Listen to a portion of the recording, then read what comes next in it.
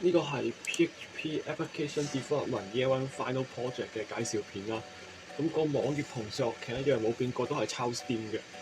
咁變咗淨係用咗 Firebase Authentication 同埋 Firestore 攞資料，仲有加咗將份嚟 AI 啊同埋 Script 做俾錢嘅。咁而家係由 Login 開始顯示啦。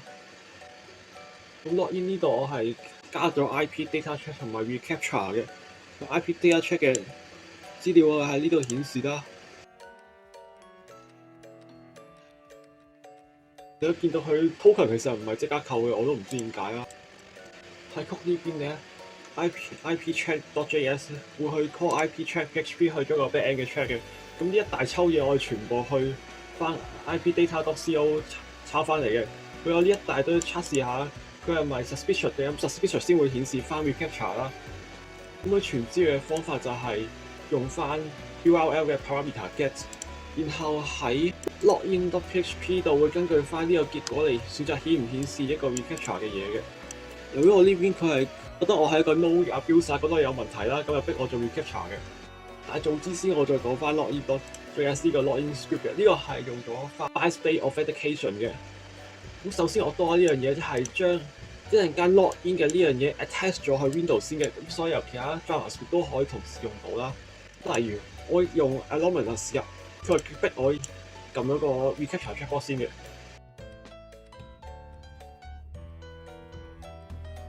由於啱啱係 attach 咗去 Windows 嘅啦，咁所以佢會自動執行 Anonymous 登入嘅。嗰一大出其實加個 CSS 會更加好啦，但我冇時間搞啦。咁而家我講翻 login logic 啦，咁所有 login 佢都會嘗試 call 個 register Firebase user， 嘗試去 create 一個 account 先嘅，係嗰個 function 啦。佢將啱啱 Firebase Authentication 俾過嚟嘅 payload， 嘗試再去 construct 一個嚟俾我自己 internal API 塞過去 Firestore 嘅。咁呢個 user create 之前，佢會嘗試去攞個 UID 測個 query 查詢下有冇呢個 user 嘅。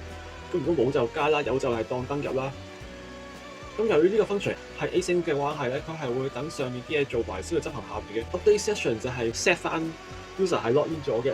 咁 create 完 account 之後，呢個 Firebase Authentication 係會更新嘅。ID 喺呢度 check 到啦 ，IS 呢樣嘢，咁喺 database 嗰度都會更新埋嘅。ISJM 4同一個人嚟嘅。YS 首先呢個係分兩部分做嘅，一個係 search 嘅 script 啦，一個係顯示卡嘅另一個 PHP script 啦，兩個都會去同 database 攞嘢嘅。個 authenticator 係 attach 咗去做 switch 嘅，所以任何嘢佢都係即時更新到嘅個界面。而顯示卡嗰個 product class PHP 會將所有 product ID 放喺 details 呢條 list 入邊嘅。咁當用戶夾入去嘅時候，就會去到一個由單個 product.php 嘅嘢加上 ID 嚟顯示翻個內容嘅。而家攞個付費商品測試下先啦。咁呢個你係見到可以有一個 JavaScript 顯示出嚟係擠咗喺 card 入邊嘅。咁 card 呢個就喺 local storage 嗰度，就呢個 PID 啦。個 PID 同呢個 ID document ID 一樣嘅。由於係呢個係用 Node.js 嘅關係啦，要去翻開翻一個 port 嚟做 listener 嘅。咁而家順便開埋 Gemini 啦。咁你可以見到呢個兩邊都係 online 嘅。Strip 淨可以顯示一張圖嘅關係，我而家剷除一個衰份先，為咗陣間顯示靚少少啦。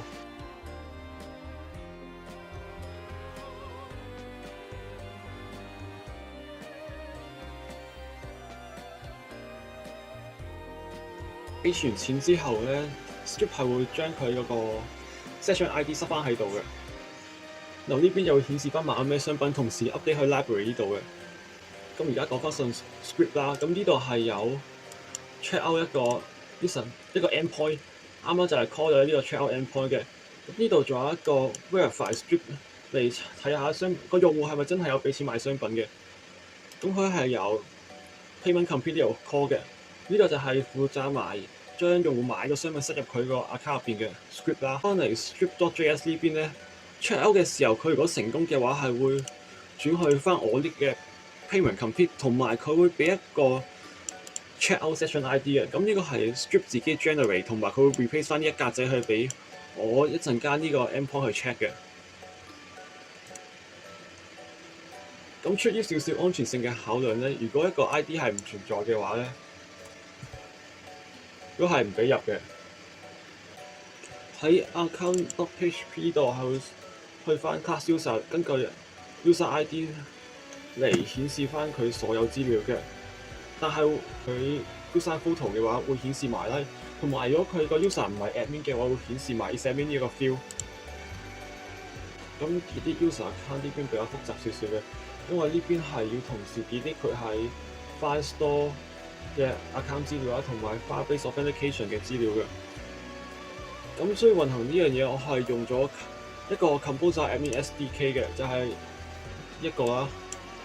佢需要我將我 CD 入邊嘅資料塞喺一份 JSON 入邊，令佢可以去做翻我 admin 嘅 CRUD 啦，即係 Firebase Authentication 嘅 CRUD。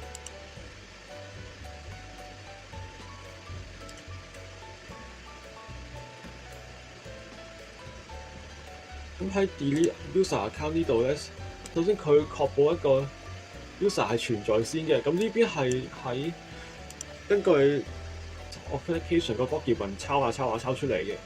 咁所以首先會嘗試 delete 下啦。如果唔得嘅話，就會經過呢一大輪嘢嘗試叫 user 去重新 login 翻嘅。咁由於我而家用緊一個匿名嘅 account 啦，我就冇得試呢樣嘢嘅。佢匿名 account delete 係直接成功嘅。都應該有個 CSS 嘅 loading 比較好啦。啱呢個係 ISJM account 嘅啦，咁樣過翻嚟呢度啦。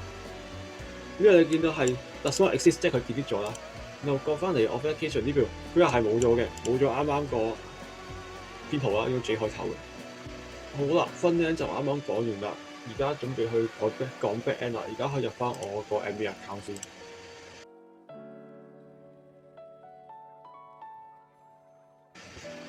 咁你可以見到所有資料連埋張圖係 display 埋出嚟㗎啦。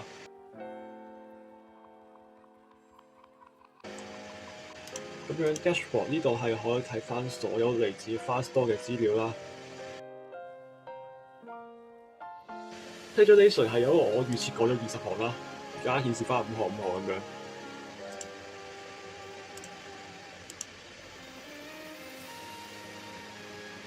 係啊，呢個分頁啦。循例掃一掃，呢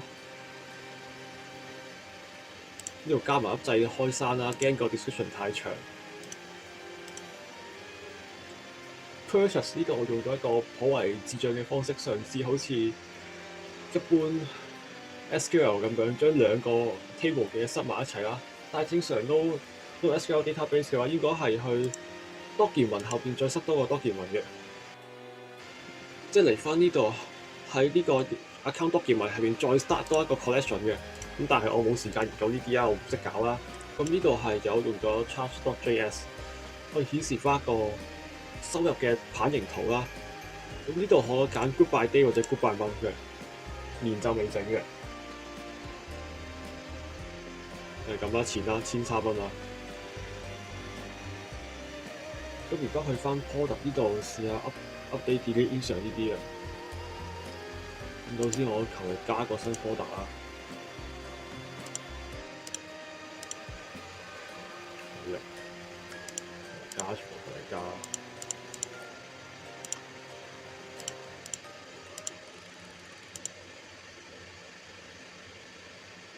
加完之後顯示咗 successful 啦。我呢邊就應該有個新 record 嘅，係啊，有呢堆嘢。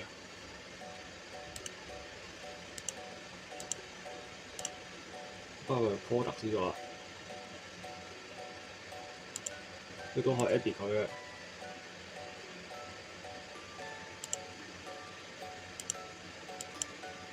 我就係改 description 啦，update。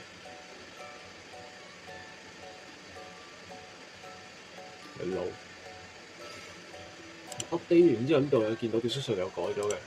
咁喺我 delete 之前，我去翻 search 之後睇下佢會 display 出嚟啦。又話呢堆9唔搭八嘅出嚟啦，係。而家要 delete 呢個9唔搭八嘅嘢啦。呢個 create time、update time 又係 Firestore 佢自己 generate 嘅啦，唔關我事嘅。delete 完啦，呢個 record 就唔見咗啦。咁樣講翻 script 呢邊啦，呢3個 class 嘅 script 即係話佢同 Firestore 攞呢台 script 都係俾我加一大堆 custom 嘅 internal endpoint 嘅 products 呢邊都有啦，然後 purchase 呢邊都有一堆嘅。咁如果 purchase 攞埋，即係例如去用 user ID 而唔係 document ID 攞資料，所有加咗啲 query 喺度啊。咁之所以嗰啲 Firestore 同 PHP 之類運 COL 啊 REST API 運行到係依靠呢一份 Firestore.php 嘅。咁首先佢 define 晒個我 internal API 同埋真正 REST API 嘅 endpoint 啦。咁呢邊就係 set 翻一個做 REST API 嘅 parameter。咁我有為安全性做少少着想，所以我係開咗 SSL verify 嘅。咁佢需要一個 CA cert 嚟裝住所有公認做 SSL 安全嘅平台啦，令到 REST API 係可以符合嚟做 CURL 嘅。咁呢個係俾所有 class 嘅 script 喺 include 佢之後，可以用翻佢入邊嘅 function 同埋 parameter， 因為 make request 呢啲係必定需要用到嘅。咁喺用一份 script 嚟裝住係比較慳位啦，同埋容易啲整理嘅。咁由於 Firestore 嘅 JSON 資料唔一定係 PHP 直接用到嘅咧，咁需要額外一個 function 去將 PHP 嘅 JSON 資料塞翻做 PHP 嘅 associative array 嘅。咁 Firestore 俾翻嚟嘅 JSON 係就要係一個 document ID 作為一個主要 field， 包住入邊啲實 field， 然後入邊啲 field 都係用 key value 形式儲存嘅。咁但係有啲特殊嘅 field， 例如時間啦，佢又係呢個時間包住 format， 再包住實際嘅時間嘅。咁呢度就係將佢嘅時間改翻做香港時間，同埋下邊亦都有將 Firestore 嘅 value 改翻做 PHP 嘅 value。咁同理啦，假如 PHP 即係啱啱 insert 啊 update 嗰啲資料要俾翻 Firestore 嘅話咧，咁佢都係要改翻咗一個 Firestore 嘅合適嘅 JSON data 嘅。咁呢度就嘗試將佢拼翻埋啦，即係好似咁啦，用 recursive call 將佢整翻個係合適 Firestore 嘅 JSON data 先掉翻過去嘅。然後下邊呢一度就係俾翻我其他所有 script 要用翻嘅 internal API 用嘅。咁呢度有翻 error check 啦，即係要翻 HTTP 曲係200先俾過啊。每個 get post 啊 COL 所有都係有一個獨立嘅去處理嘅。咁我目前係未諗到方法將佢整合成一個啦。我諗到好似微數買完之後個 button 係會咁改翻個樣嘅，去到 owner 嘅，同埋顯示翻係喺 library 嘅啦。咁到最後啊，重中之重啦，我加咗 Gemini AI， 呢個可以拉到個 chatbot 啦。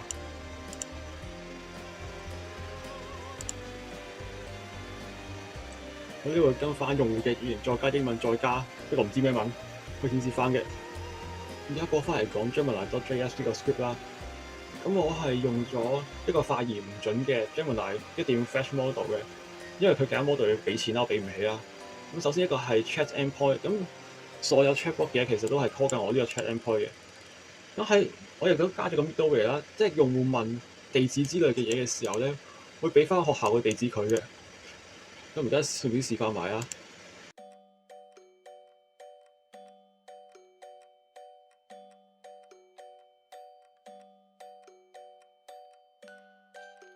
如果見到啦，佢係根據學校地址俾翻個答覆嘅。